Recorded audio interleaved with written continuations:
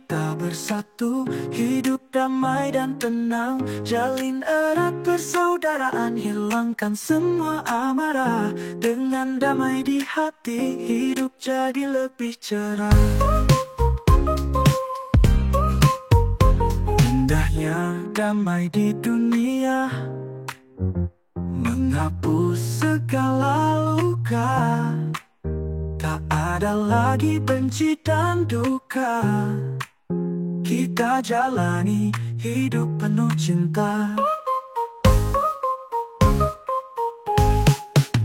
Dalam damai kita bahagia, dalam harmoni tercipta senyuman. Mari genggam erat tangan saudara, bersama kita bangun perdamaian. Indahnya damai di hati, hidup jadi lebih cerah. Indahnya damai di dunia, indahnya damai di hati, hidup jadi lebih cerah.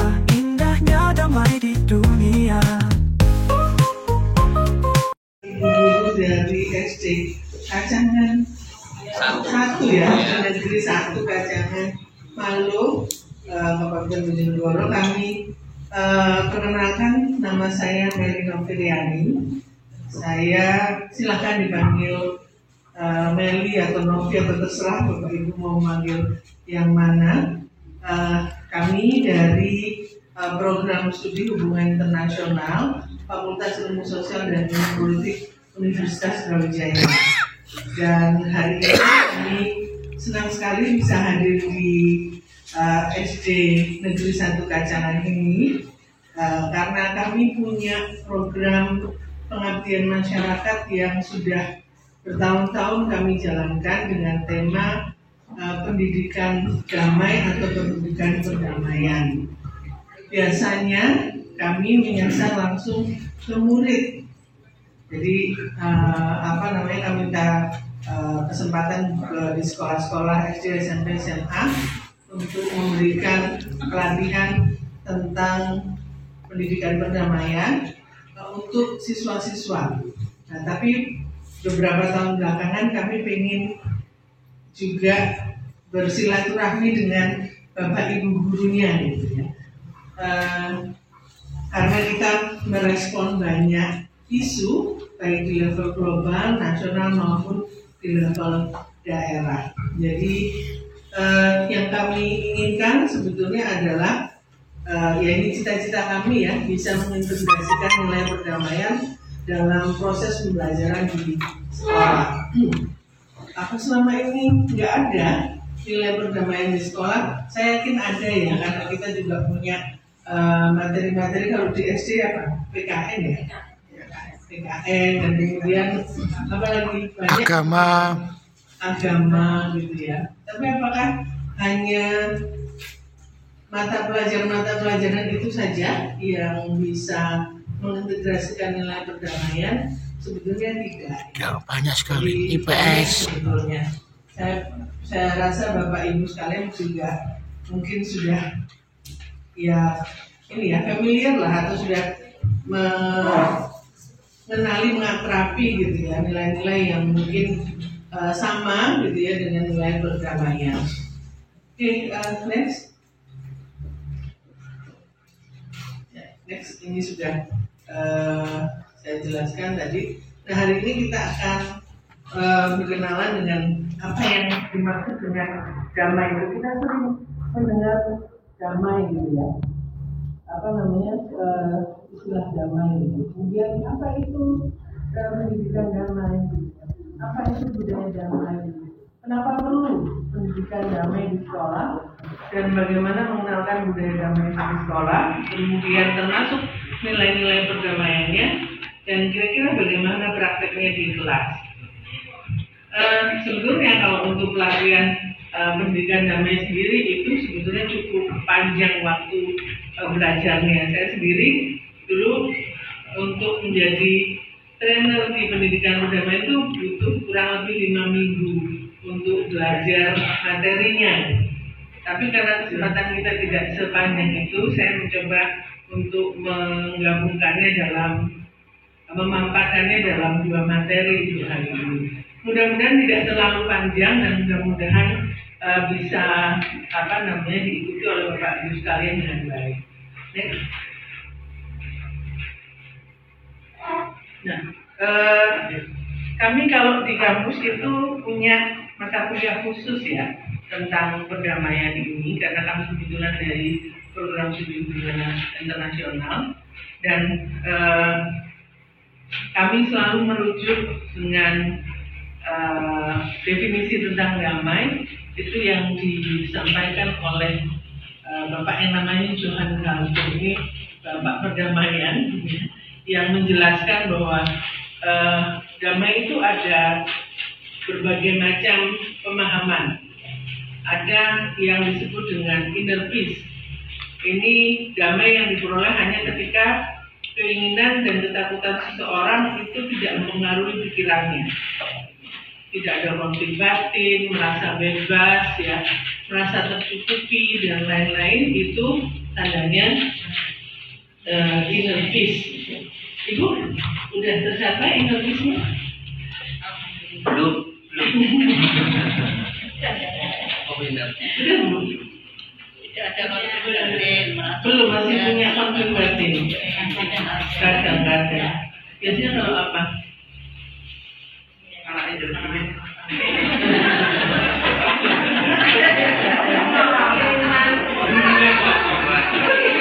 Aku mau punya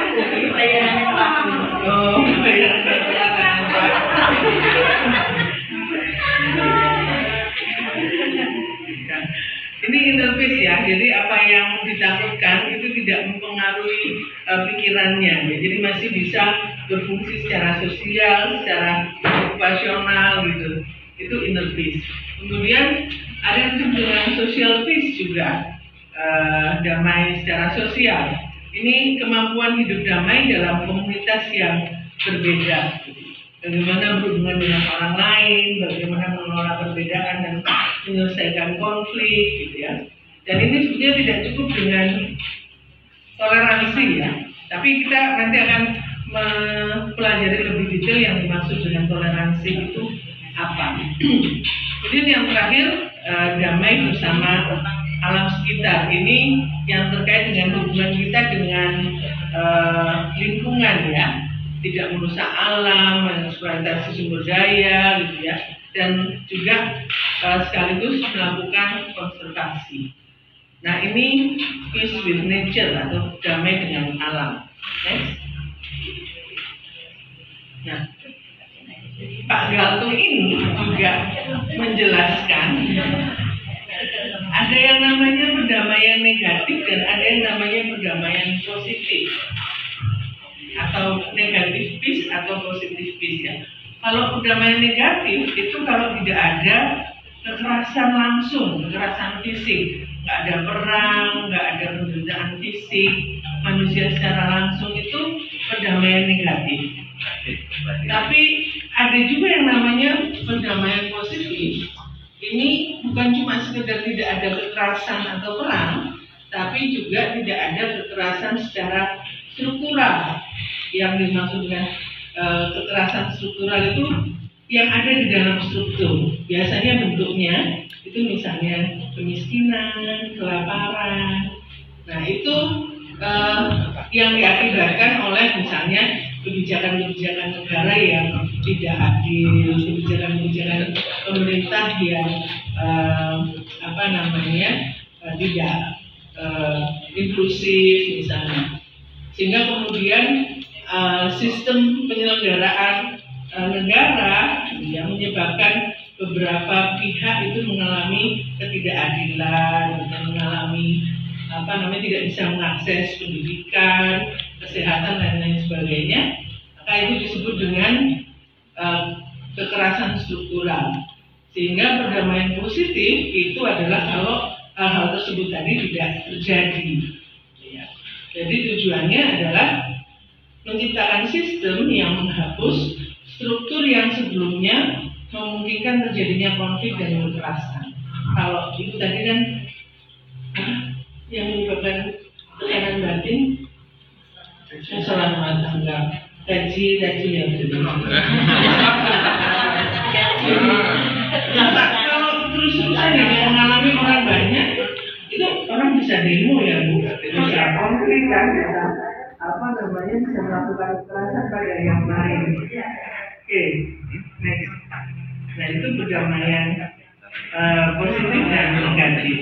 Kira-kira bisa dipahami Bapak Ibu? Nanti ada tesnya Bu.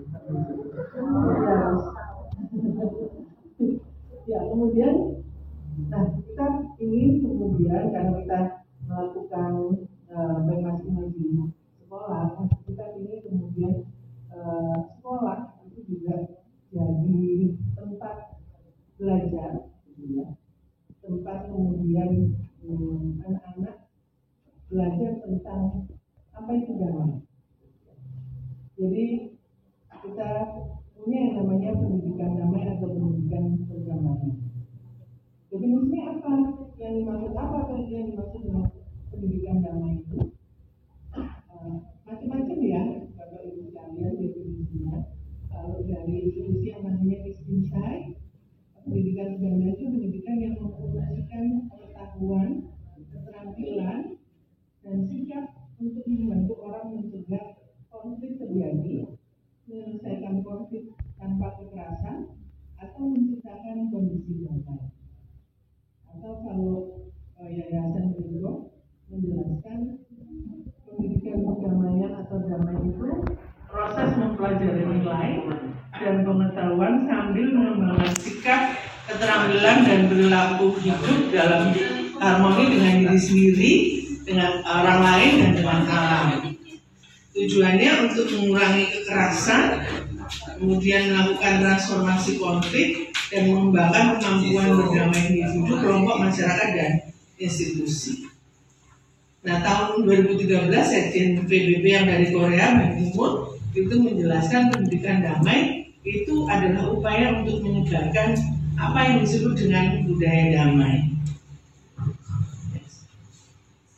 Apa itu budaya damai?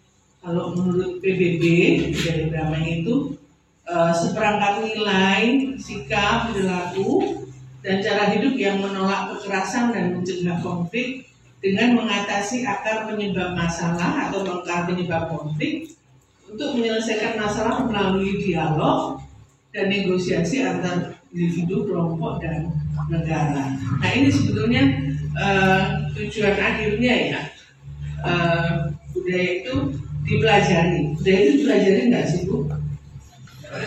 Dipelajari. Biasanya kita belajar dari siapa Pak? Daerah pasti dari nenek, kalau budaya itu yang di wilayah Indonesia biasanya kan dari guru atau dari teman. Oke. Budaya itu apa sih Pak? Budaya itu Tradisi adat istiadat. kebiasaan. Hasil pola pikir manusia itu budaya. Itu adalah tingkah laku manusia setempat dan budaya adalah pikiran. Jadi budidaya berasal dari kata budi dan daya. Jadi budaya dan memunculkan kegiatan kelompok masyarakat di sekitar. Maka disebut budaya. Buat apa kemudian orang atau masyarakat itu mengembangkan budayanya? Karena untuk mempersatukan masyarakat tersebut, seperti kegiatan tradisi yang sudah terjadi, seperti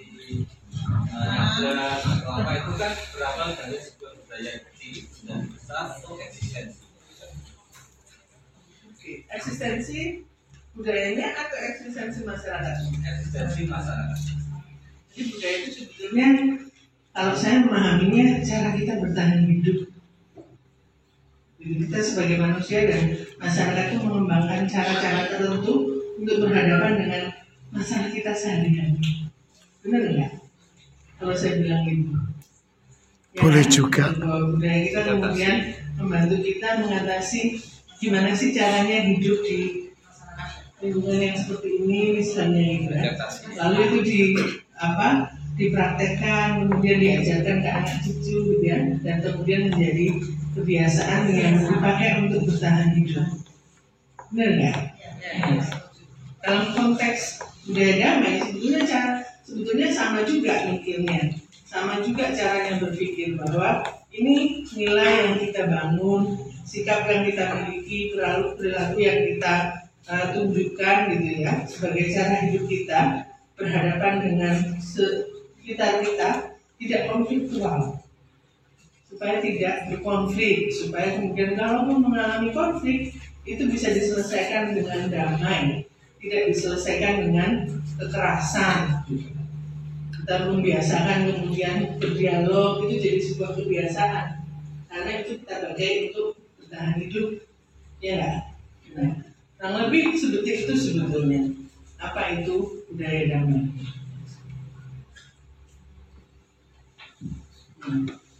Ini kalau PBB itu menyediakan 8 area aksi gitu ya.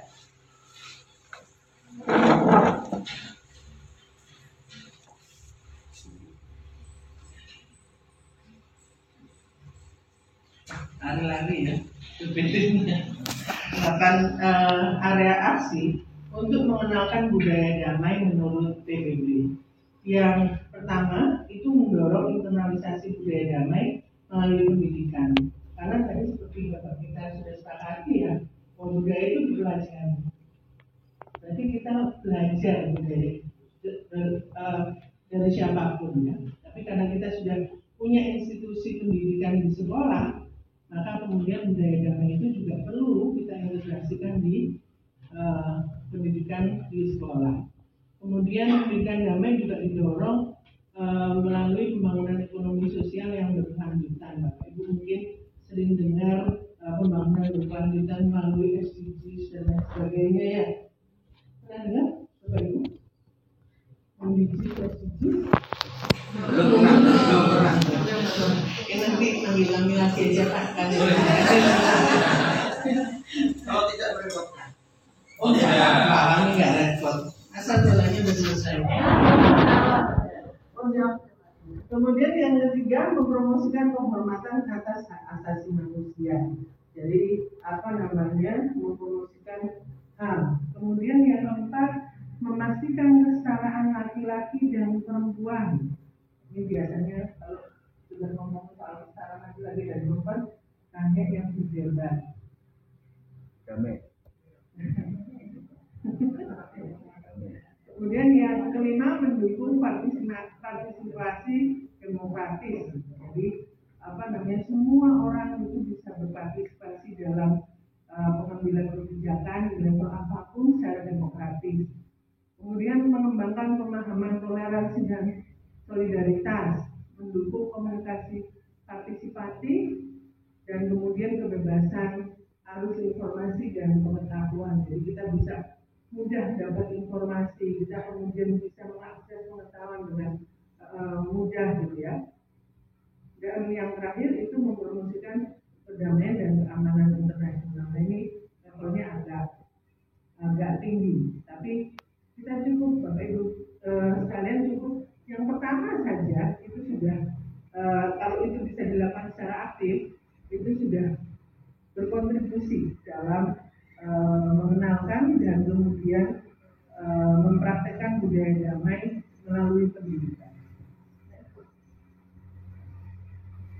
Nah, kenapa kok pendidikan damai ini perlu dilakukan di sekolah, terutama di Indonesia? Kami mencatat beberapa peristiwa yang kemudian ini sedikit dari peristiwa yang kami catat, karena kalau kami pakai semua datanya mungkin sampai besok saya menjelaskan satu-satu.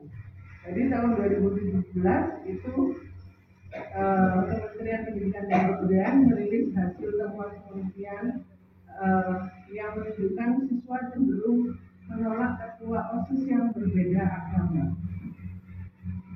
Kemudian tahun 2019 siswi muslim di SDN Manokwari, itu salah penelitian Manokwari, dilarang menggunakan di Papua Barat, dilarang menggunakan jilbab atas dasar normalisasi kebijakan sekolah. Tahun 2021 penelitian IPIN mengenai sikap generasi milenial dan Gen Z terhadap toleransi kebinekaan dan kebebasan beragama di Indonesia menunjukkan bahwa 40% responden sepakat untuk menerapkan aturan berpakaian sesuai agama mayoritas di daerah mereka. Jadi 40% responden pun ingin cara berpakaian tertentu itu diwajibkan, hanya karena mereka mayoritas. Kemudian tahun 2022 ada kasus pemaksaan pemakaian jilbab di Tanda, SKN Tanda. Dan yang terakhir, survei Setara Institut menunjukkan diskriminasi agama itu banyak ditunjukkan oleh pelajar SMA. Karena begitu ditunjukkan ada 21,6% responden sepakat untuk memilih ketua OSIS yang seagama, meskipun berbeda ras dan etnis. Ini beberapa catatan yang menunjukkan bahwa kita yang mengklaim punya jargon Bhinneka Tunggal Ika itu ternyata tidak cukup toleran. Ternyata kita tidak siap berhadapan dengan keberagaman. Ternyata kita menolak ketika ada yang berbeda dengan kita. Nah, ini terjadi di hampir semua wilayah di Indonesia. Nah, itu sebabnya kemudian butuh ya pendidikan damai di sekolah. Kalau Mas Menteri itu bilang kita punya 3 dosa besar pendidikan.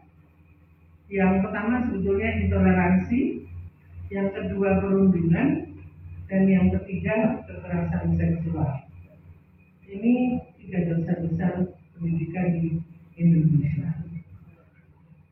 Jadi memang sangat urgent untuk mengenalkan budaya damai itu di sekolah. Lalu bagaimana mengenalkan budaya damai di sekolah? INPIT dan PPIM itu pernah mengeluarkan rekomendasi tentang budaya damai. Ya, 2 dari rekomendasinya adalah memperkuat peran tenaga pendidik dalam mengembangkan budaya toleransi dan moderat. Dan lembaga pendidikan harus mendorong kekayaan pengalaman sosial dan interaksi sosial lintas agama. Nah, ini 2 dari 4 rekomendasi penting untuk berhadapan dengan program toleransi.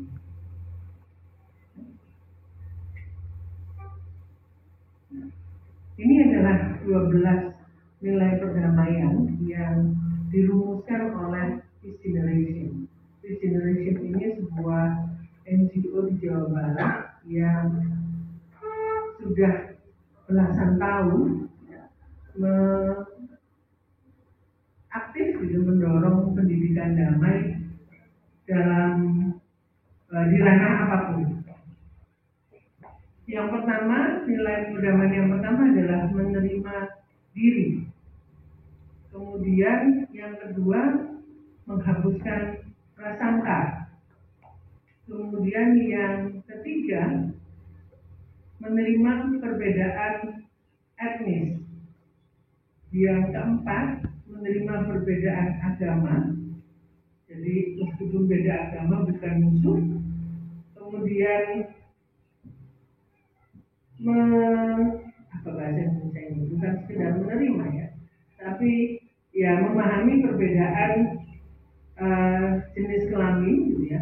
Meskipun ada bedanya, bukan berarti kemudian harus selalu dibedakan. Bahwa laki-laki dan perempuan itu keduanya adalah manusia. Kemudian juga perbedaan status ekonomi, ya. Yang kaya nggak sombong, yang miskin nggak malu, ya. Kemudian perbedaan kelompok atau geng, ya. Ini kayaknya jadi ini juga ya, beberapa catatan konflik itu di daerah mungkin ya sekitar Bojonegoro hampir ke Jawa Tengah itu banyak tawuran antar perguruan silat tidak perguruan. Nggak ada, Bu. Oh, nggak ada. Ada. Hah? Nggak ada. Tidak ada. Nggak ada, aman. Padangan dan sekitarnya aman. Aman, berdasarkan padangannya termasuk berdasarkan dengan Jawa Tengah. Aman, Padangan, Malo dan sebagainya. Yang lain. Ya, nggak tahu itu. Urusan mereka masing-masing. Dulu pernah Insya Allah Bojonegoro aman. Insya Allah. Nanti kita lihat beneran aman apa enggak. Kemudian yang ke-8 keanekaragaman. Kemudian bagaimana cara kita melihat konflik? Bapak Ibu, konflik itu baik apa enggak? Tidak. lihat konfliknya. Hah? Lihat konfliknya. Konflik yang baik konflik apa Pak?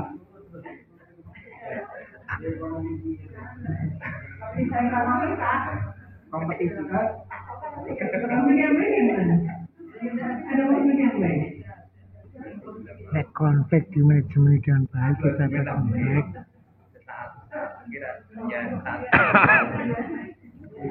Kalau itu baik ya. Kalau nggak ada nggak seru. Jadi harus dibuat seru dulu. Yang nggak baik yang mana? Setelah konflik itu semakin Nah, itu. Itu konflik sama siapa Bu? Oke ya.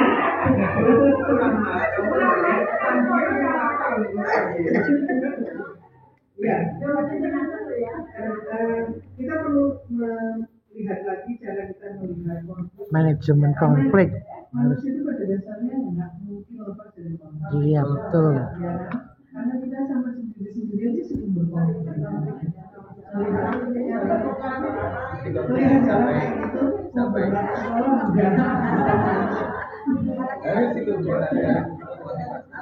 Harus bisa manajemen konflik, Itu harus dilihat sebagai cara kita bertumbuh, menyelesaikan masalah. cara kita berkembang, bukan untuk kemudian menghancurkan yang lain.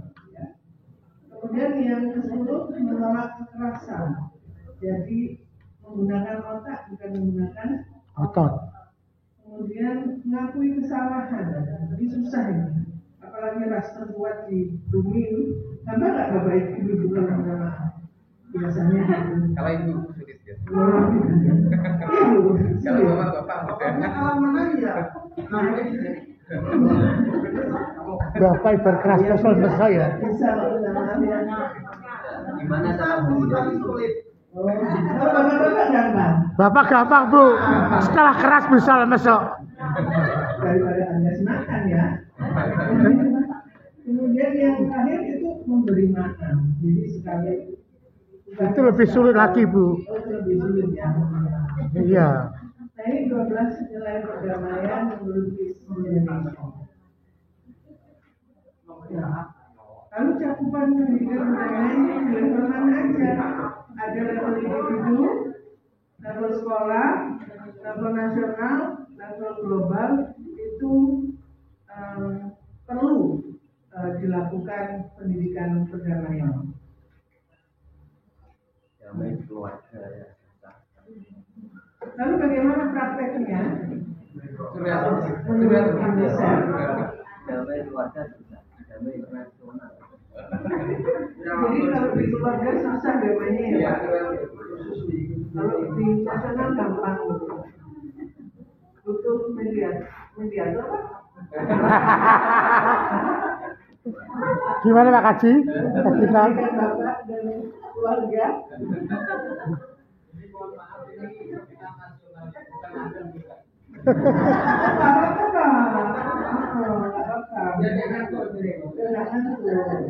Kalau saya ngomong aja bapak ingat.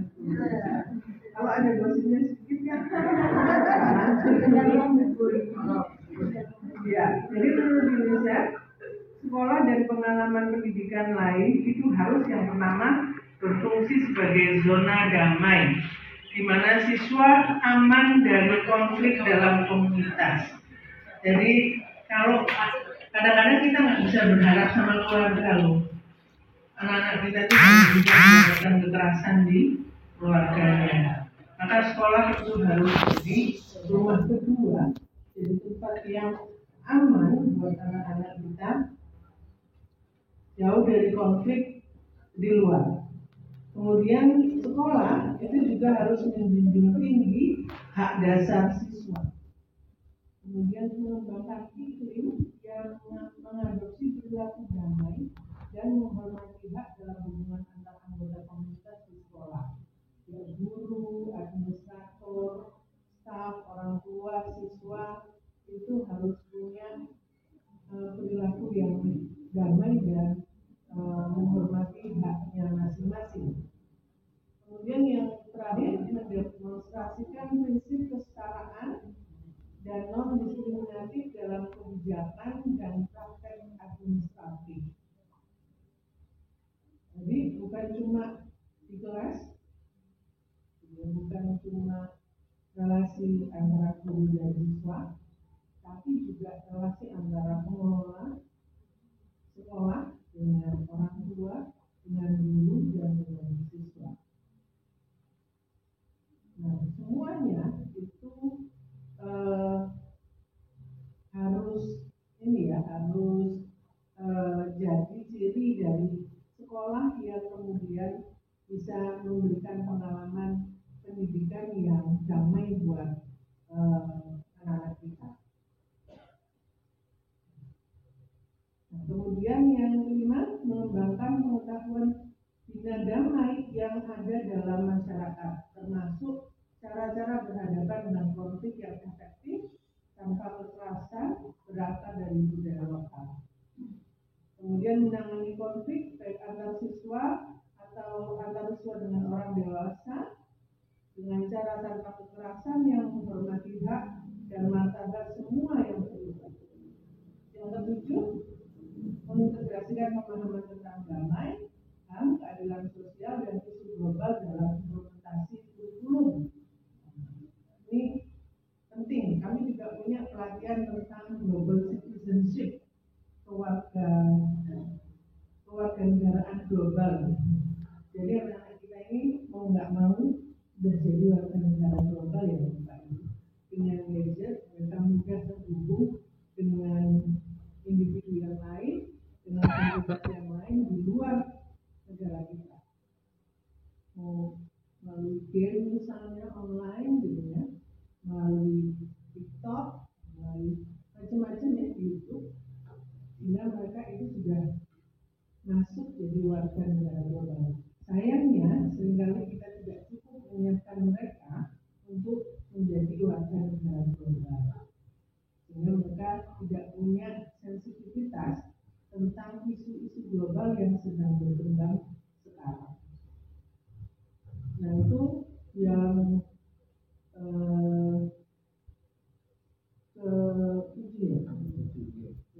kemudian yang ke-8, menyediakan forum bagi diskusi eksplisit mengenai nilai perdamaian dan keadilan sosial. Jadi pernahkah kita ngajak anak-anak kita berdiskusi di luar textbook yang kita punya, berdiskusi tentang isu-isu di sekitar kita? Sering ya? Dalam pelajaran apa Pak? Hubungan sosial. Biasanya kelas tantangan.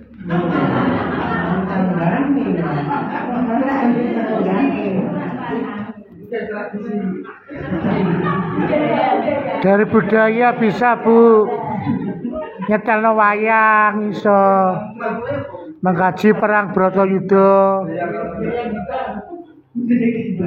Kita punya ya hari ini. Jamaah perahu.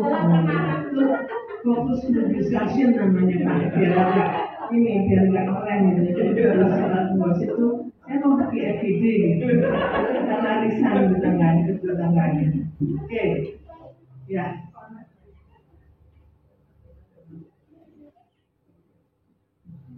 Nah, kemudian yang ke-9, menggunakan metode mengajar dan belajar yang mempromosikan partisipasi, kerjasama, penyelesaian masalah dan penghormatan bagi perbedaan.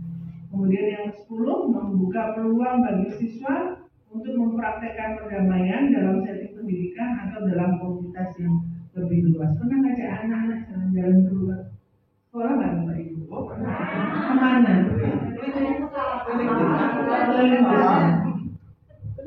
Kalian desa tempat mereka tinggal. Oh, pernah di luar itu? Di bandara orang kita melakukan survei lomba mewarnai, kita ada ke bandara.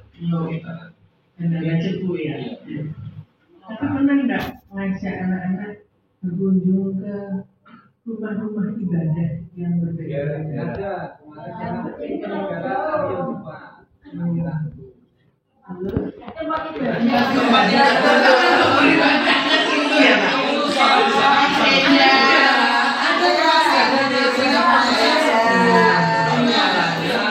pernah Bu. Pernah ya. Tapi kita pakai dulu ya. Enggak, maksudnya masih dipakai sekarang sebagai tempat ibadah? Iya. Ibadah tapi alun-alun Jepang masih dipakai. Ada musolanya masih. Di musola.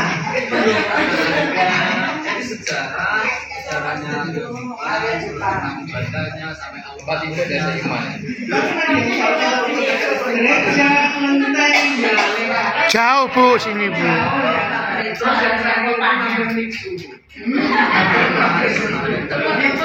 kita tempat ibadah yang lain ya.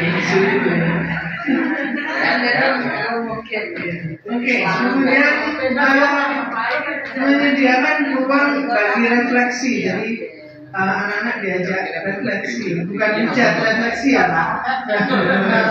Refleksikan apa yang sudah mereka pelajari dan lain sebagainya. Kemudian terus-menerus melakukan pengembangan profesional bagi semua tenaga pendidik dalam hubungannya mengenai perdamaian, keadilan, dan hak asasi manusia seperti yang sekarang sudah kita lakukan.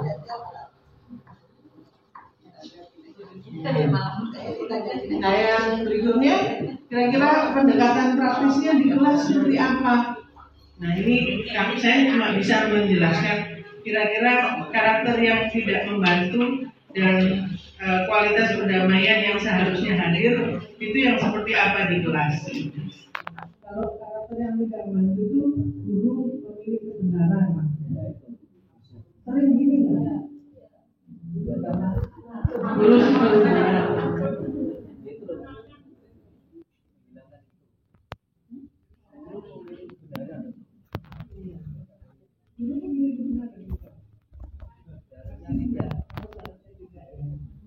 Kemudian yang kedua menuntut siswa kompetitif. Kompetitif kok nggak boleh sih?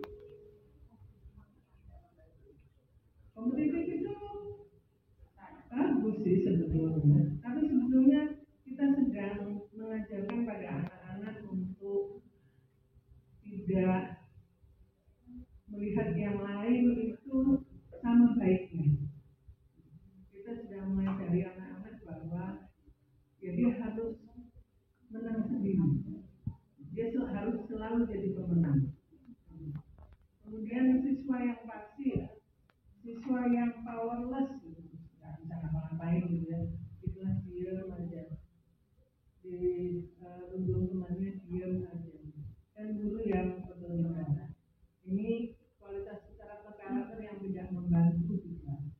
Sementara kualitas yang diinginkan sebetulnya di kelas adalah dialog yang saling menghormati antara siswa dan guru, kemudian iklim kerjasama bukan kompetisi, kemudian pendekatan pemecahan masalah dalam belajar, kemudian afirmasi nilai setiap peserta didik. Gimana sih siswa meskipun dapat nilai di bawah KKM dia enggak minder. Kemudian menetapkan Lagi nyiling kopi. jadi meskipun kita memberikan Amit Sewu. dialog dan lain sebagainya, kita tetap membatasi demokratisnya. Bahwa tetap ada adab yang kita ajarkan pada anak-anak.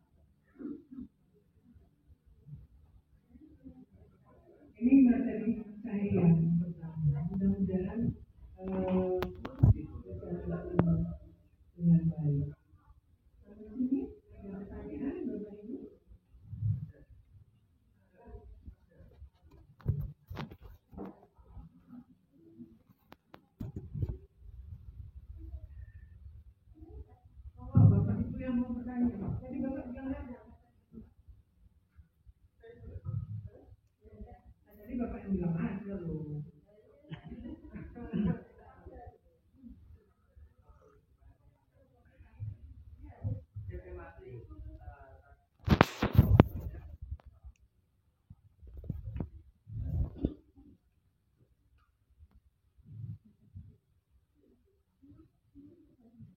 Terima kasih Pak atas waktunya yang diberikan untuk pertanyaan tadi yang perlu diajarkan. Sebenarnya ketika perjanjian ini hampir mirip dengan yang dilakukan sama Dewan Guru semua. Tetapi yang sulitnya kita adalah bagaimana mengajarkan anak didik kita tentang perdamaian ini dari 12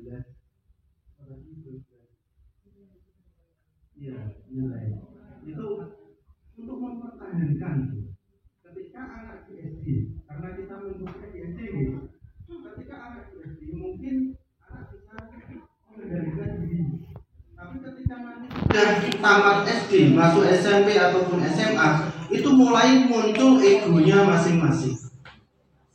Karena dulu saya pernah mengajar itu mulai dari kelas 1, pernah, 2 pernah, 3 pernah, 4 pernah, 5 pernah, yang belum kelas 6. Itu mulai dari kelas 1 sampai dengan kelas 5. Mungkin ego anak itu belum muncul atau bagaimana.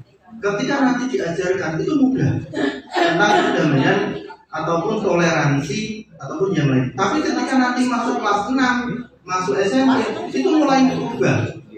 Kelas 6 sudah mulai ada pengelompokan. Terus nanti di SMP ketika saya tanya-tanya anak itu main ke sekolah tanya sudah mulai aku kelompokan ini Pak, saya kelompokan dengan yang ini Pak. Itulah mulai. Nah, bagaimana cara kita guru untuk menyampaikan ke anak ini biar menjadi apa ibaratnya perubahannya itu enggak langsung mencolok, biar menetap. Itu yang perlu kita harapkan untuk kita buat itu, agar nanti penyampaian kita itu biar tetap. Terima kasih. Assalamualaikum warahmatullahi wabarakatuh. Tadi saya jadi yang tanya boleh dapat. Iya. Ini. Tapi saya sebenarnya hanya memberi contoh Pak. Kasih WOW, kasih W, kasih O, kasih W. Wah. Boleh dilihat langsung ambil 2 biji. Ya. Satu. Ketua kakak gini udah Enggak boleh dilihat, enggak boleh dilihat. Satu biji. Enggak boleh dilihat. Yang diselesaikan dulu pertanyaannya. Oh, sudah. Enggak apa-apa, silakan. Langsung aja biar Bu Yuli aja dipetengi to. Ini sama Gerju kabupaten kok. Kabupaten kok.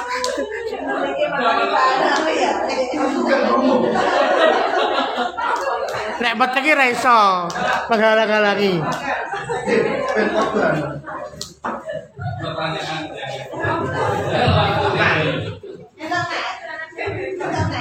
Terima kasih atas waktunya. Pertanyaan saya sederhana saja itu, yang sudah Ibu Bu Novi sampaikan tadi ya.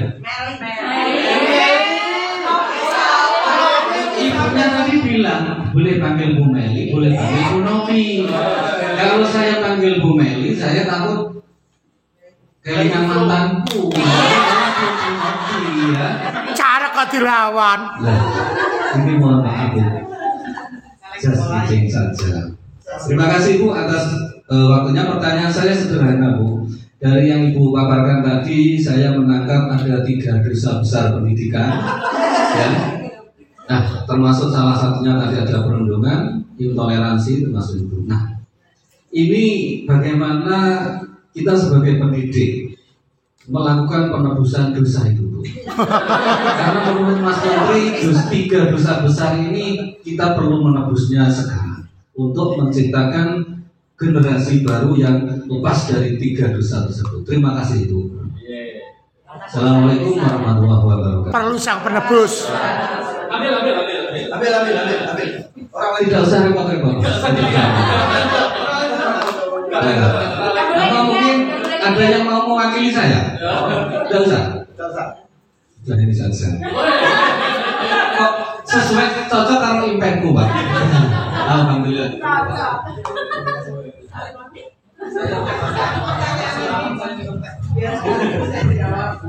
Yang putri belum. Ibu,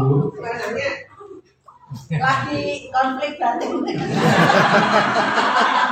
Ya, pertanyaan kayak kan Jangan mungkin ada tambahan bagi sama kata ini Bapak namanya, saya setiap kalau pelatihan itu pasti ibu tuh nggak nanya. Kenapa ibu? Kenapa Pak? Wanita itu mah benar, akan benar. Saya kan tanya maaf aja nggak mau. minta maaf dan mau.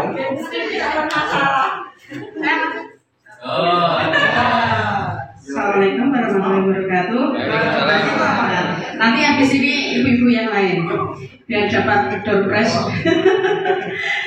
Begini Bu, terkadang kita kan memiliki masalah di rumah ya, termasuk ibu-ibu semuanya biasanya punya masalah di rumah. Contohnya saya sendiri. Terus dikono sekolahan.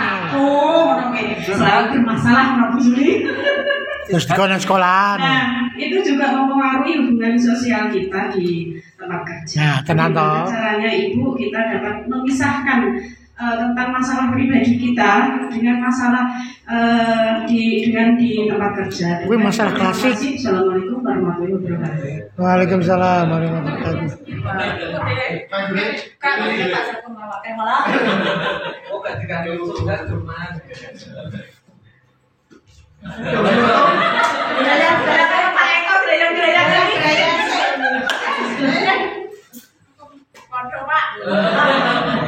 Oke. Ya, terima kasih Bapak Ibu. Saya coba jawab ya. Jadi Pak siapa nih? Pak Wahyudi. Gak kenalan loh tiba-tiba tanya. Pak Amir ya. Itu nggak kenalan. Iya, Protes Pak. saya tahunya mantannya namanya Mary gitu. Karena saya manggilnya Bapak yang tadinya yang punya mantan namanya Mary gitu. Nanti saya kira. Bapak Meli udah. Bapak, namanya Pak Amir ya. Jadi Bapak tanya bahwa ya kita udah berusaha melakukan itu, tapi anak-anak itu berubah ketika kelas 6 gitu ya, dan kemudian mereka mulai berkelompok gitu ya. Di guru kelas 6 Ya, dijatuhkan. memang mereka harus berubah Pak. Kalau nggak berubah mereka tidak menjadi dewasa. Dan tidak ada salahnya sebetulnya mereka punya kelompok, mereka punya ya kalau dibilang geng, kalau geng kayaknya ini ya, kayaknya ya kalau punya kelompok itu menurut saya itu hal yang lumrah dalam perkembangan anak ya, karena di usia-usia itu mereka sedang mencari identitas, sehingga mereka mencari teman-teman yang sesuai perkembangan serupa, usia gitu ya. psikologi Dan anak. itu membantu mereka membangun identitas mereka. Sebenarnya tidak ada masalah dengan itu. Yang menjadi masalah dengan itu ketika kelompoknya adalah kelompok-kelompok yang mengajak atau mengarah ke hal-hal yang tidak baik. Sebetulnya itu kan. Tapi kalau dia berteman secara berkelompok, itu menurut saya hal yang biasa. Tapi selama itu tidak kemudian membuat mereka tidak bisa masih bisa berteman dengan yang lain, sebetulnya nggak ada masalah.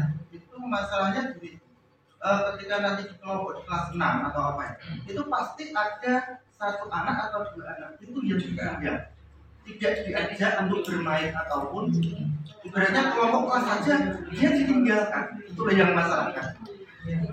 Iya, itu sering terjadi ya. Iya. Nah, sebetulnya menurut saya sepertinya yang seperti itu tidak tiba-tiba terjadi, Pak. Akarnya mungkin sejak kelas-kelas sebelumnya cuma nggak terlihat, cuma tidak terlihat karena anak-anak itu kalau di depan guru gitu dia akan bersikap manis, dia akan bersikap seperti yang diinginkan. Tapi di belakang itu belum tentu. Nah, mungkin kita yang tidak cukup jeli melihat bahwa sebetulnya mereka sudah melakukan itu jauh lebih awal. Kelihatan ketika kelas 6 karena mereka mulai berbeda ya, mengalami perubahan secara psikologis, secara biologis gitu ya, kemudian lebih ekspresif gitu, lebih sehingga terlihatlah gitu ya cara mereka berteman. Tapi sebetulnya itu bisa dilihat di sebelum-sebelumnya. Makanya ada ini agak aneh ya Pak.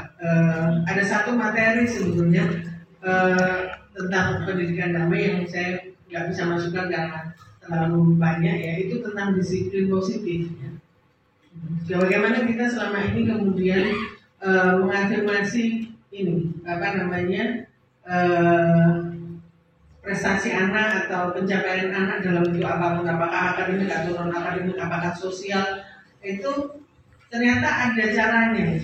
Tidak, ternyata memuji itu atau memberikan reward itu tidak selamanya tepat.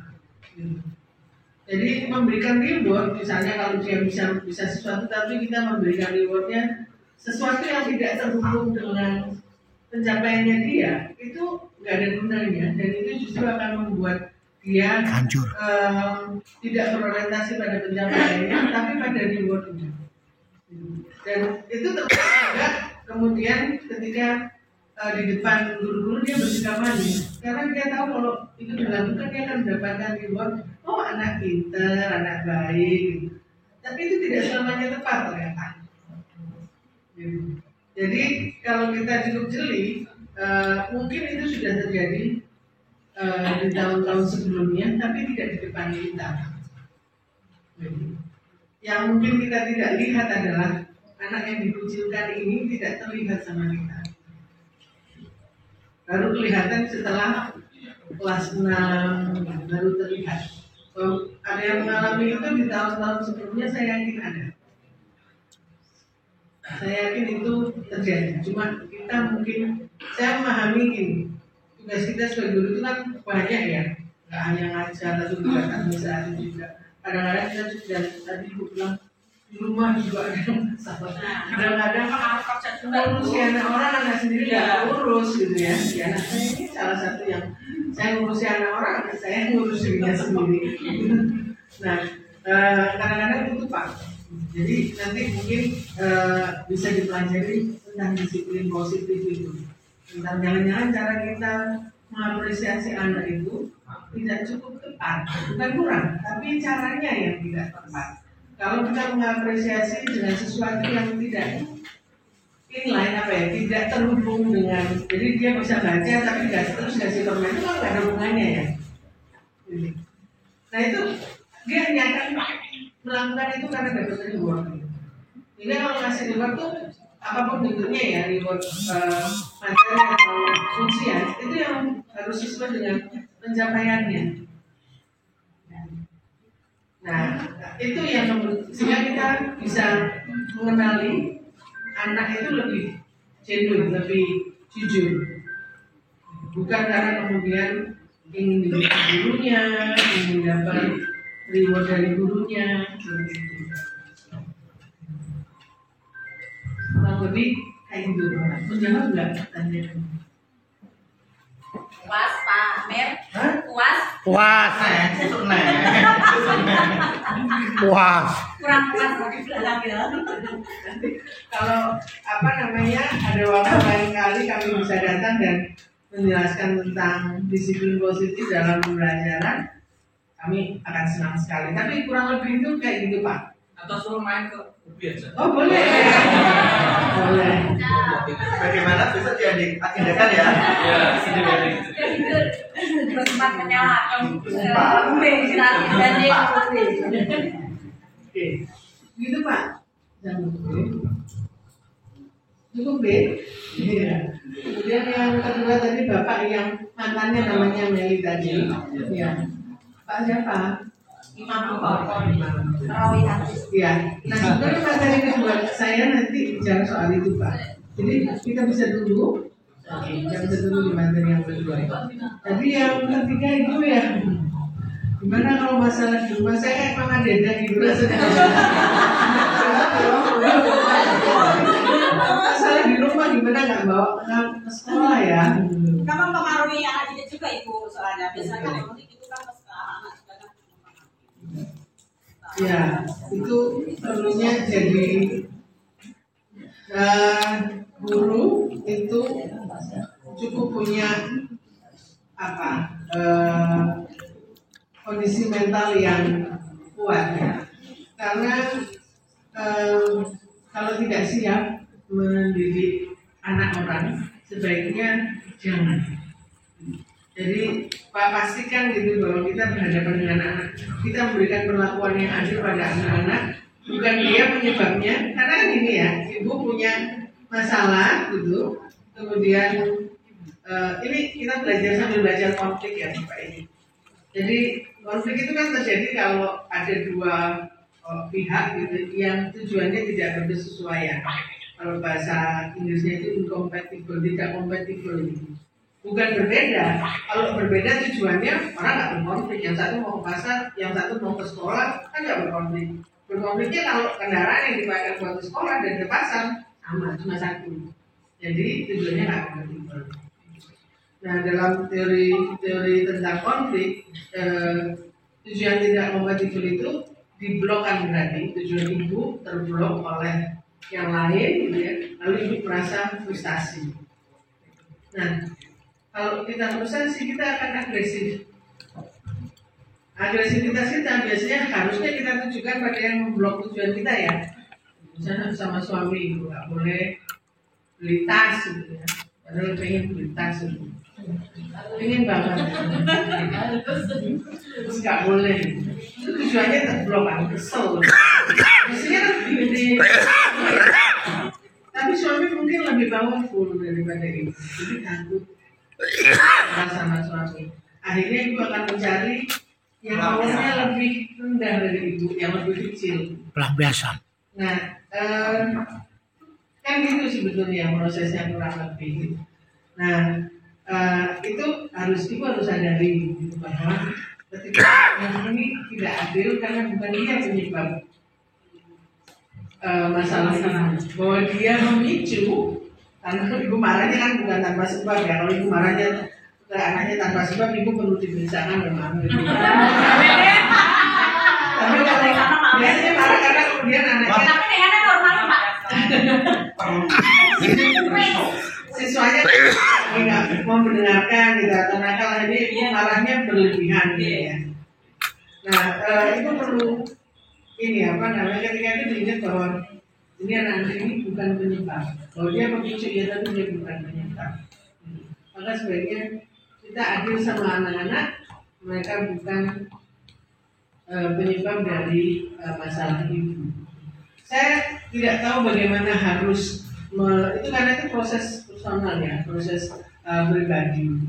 Kalau lagi tidak mau, saya tidak mau ketemu mahasiswa. Berarti libur. Enggak. Libur ke diri. Nanti kalau saya ada masalah nggak ke sekolah, Ge. Tapi saya selesai loh, saya ajarin bola. Karena nama Ibu Meli Bisa suatu waktu ya Pak, kalau Bapak itu kan beda ya. Harus datang pagi, pulang sesuai waktunya. Sehingga saya paham kalau bebannya akan jauh lebih berat karena itu. Nanti seharian harus berhadapan dengan anak orang gitu ya, yang karakternya macam-macam gitu. Kami tuh kalau di perguruan ini lebih yang ini anak orang yang didik dulu siapa jadi kayak gini gitu. Ajur calon nek iki. Jadi kayak gini nih anak gitu. Guru SD salah nek. Sama buat videonya gitu. Karena kalau kami malah udah jadi nih anaknya, maksudnya kalau masih kecil-kecil kan kita yang membentuk ya. Itu sudah besar tuh anak orang udah jadi, ngasih taunya gimana supaya mau dengerin itu tidak mudah. Selain materi di kampus itu yang harus mereka terima, tapi yang sifatnya nilai value itu kan bukan hanya melalui pelajaran ya, tapi melalui interaksi kita dengan anak-anak. Nah, saya rasa itu sih lebih banyak ya, kita harus adil ya sama anak-anak. Mereka bukan penyebab mereka mungkin memicu. Kadang kan mulai anak udah diberitahu gitu kan, ibu misalnya ada anak yang bandel kayak gitu maknya, terus rame kayak gitu kan, jadi yang ke bawah di rumah juga kan akhirnya ikut gitu juga kan gitu. Iya, ini pengalaman ya Bu, pengalaman saya. Kita salah satu cara kita mengelola keberagaman itu juga memahami bahwa anak-anak itu beda-beda. Kecenderungan guru itu kepengen anaknya, muridnya itu sama manutnya, sama gitu ya gitu. Karena anak-anak itu beda, pengalamannya juga. Mereka pun punya pengalaman di rumah, ya kan? Yang mereka bawa ke sekolah, yang mereka berharap kemudian di sekolah dapat suasana yang berbeda, misalnya gitu ya. Ternyata sama pengalamannya seperti ibu gitu. Jadi mungkin ya itu ya, kita harus memahami bahwa anak-anak ini beragam. Saya nggak tahu dulu waktu pandemi gimana pembelajaran di sini. Aman. Karena nggak sekolah ya. Belajar di Online. Setelah belajar di rumah masuk lagi nggak ada masalah. Apa yang paling berat masalahnya? Macam-macam Bu. Pertama, karena orang tua juga, karena kita di pedesaan ya Bu ya, untuk jaringan internet juga kurang memadai. Yang kedua, misalnya anak itu disuruh mengajari orang tua tidak bisa. Nah, kita yang mumet buatnya. Itu baru yang pelajaran. Karena anak-anak itu juga mengalami kendala Komunikasi. sosialnya. Iya. Sehingga ketika masuk lagi mereka gagap ketemu teman-teman tuh gimana mau bersikap, udah 2 tahun tinggal sendirian di rumah gitu ya. Itu juga jadi masalah loh Bapak Ibu. Ternyata kalau guru nggak siap dengan itu, guru bisa mencap anak ini nakal.